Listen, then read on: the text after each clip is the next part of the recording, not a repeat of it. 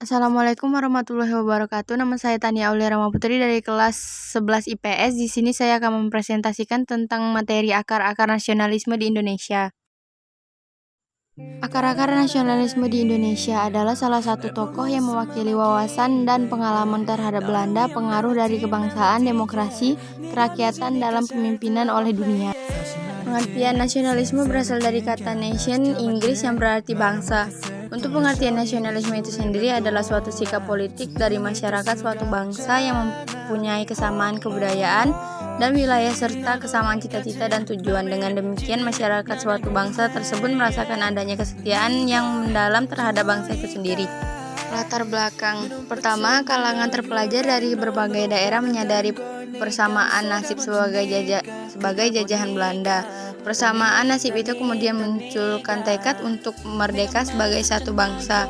Upaya memperjuangkan kemerdekaan bangsa Indonesia menghadapi kendala amat berat. 2. Politik kolonialisme Belanda sudah tertanam lama di tengah kehidupan masyarakat Indonesia. 3. Tidak semua masyarakat Indonesia mau merdeka, terutama yang merasakan keuntungan dari pemerintahan kolonial. Sebab umum khusus. Sebab umum yang pertama, masuknya ide-ide barat lewat pendidikan barat modern.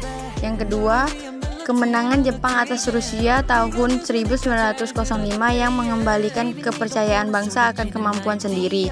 Yang ketiga, munculnya pergerakan bangsa di wilayah lain, India, Turki, Filipina, Cina, dan lain-lain. Selanjutnya, sebab khusus. Yang pertama, munculnya golongan cendekiawan. Kedua, kemajuan dalam bidang politik, sosial, ekonomi, dan kebudayaan. Ketiga, kenangan kejayaan masa lampau. Kejayaan masa lampau mendorong semangat untuk melepaskan diri dari penjajah. Perkembangan. Periode awal perkembangan. Dalam periode ini, gerakan nasionalisme diwarnai dengan perjuangan untuk memperbaiki situasi sosial dan budaya. Yang kedua, periode nasionalisme politik. Periode ini dimulai bergerak dalam bidang politik untuk mencapai kemerdekaan Indonesia.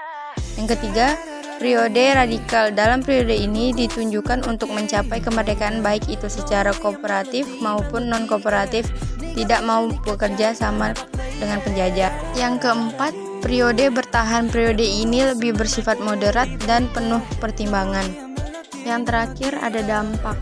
Dampak positif, adanya rasa memiliki, dengan kata lain ketika seorang merasa sebagai sebuah bagian dari suatu negara atau bangsa, rasa memiliki ini mampu memperkokoh kesatuan di dalam suatu bangsa dan negara. Dampak negatifnya, dampak negatif yang ditimbulkan dari nasionalisme adalah munculnya xenofobia dan chauvinisme.